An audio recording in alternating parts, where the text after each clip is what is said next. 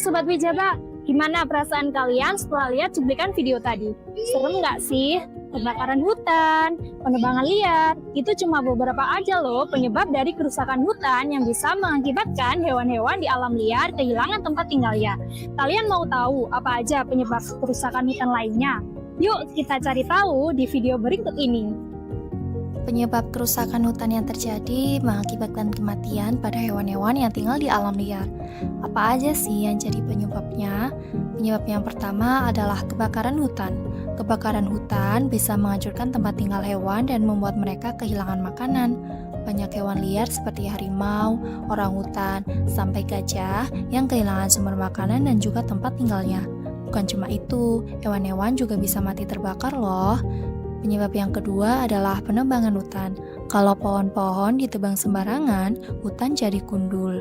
Burung kehilangan tempat bersarang, dan monyet pun jadi nggak punya pohon buat bergelantungan.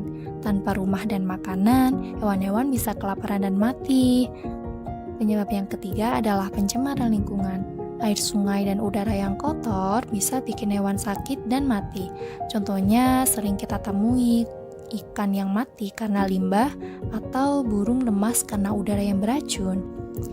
Penyebab yang keempat adalah perubahan iklim. Sobat Wijaba sadar nggak sih kalau bumi makin panas, hujan pun nggak menentu, dan cuaca jadi makin ekstrim. Alhasil hewan jadi sulit beradaptasi, ada yang kehausan, dan ada yang nggak tahan panas. Perubahan kecil buat kita, tapi besar banget loh buat mereka. Agar hewan-hewan tersebut tetap terlindungi di alam liar, kita bisa melakukan 5 hal ini. Yang pertama, menanam pohon. Pohon adalah rumah bagi banyak hewan seperti burung dan monyet.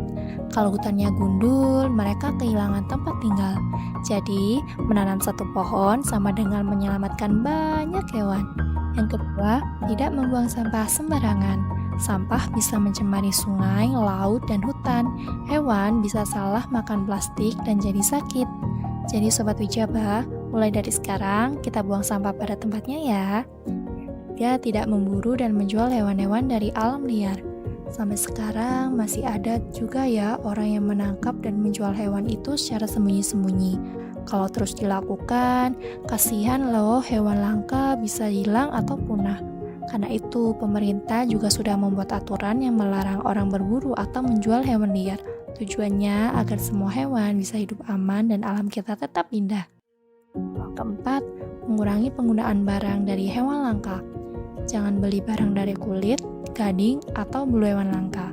Karena setiap pembelian bisa membuat perburuan terus terjadi. Kita bisa pilih barang buatan manusia yang ramah lingkungan ya. Yang kelima, cintai alam dan hewan sejak dini. Mulailah dengan hal kecil seperti memberi makan hewan di sekitar rumah, tidak mengganggu hewan liar, dan belajar tentang pentingnya menjaga keseimbangan alam.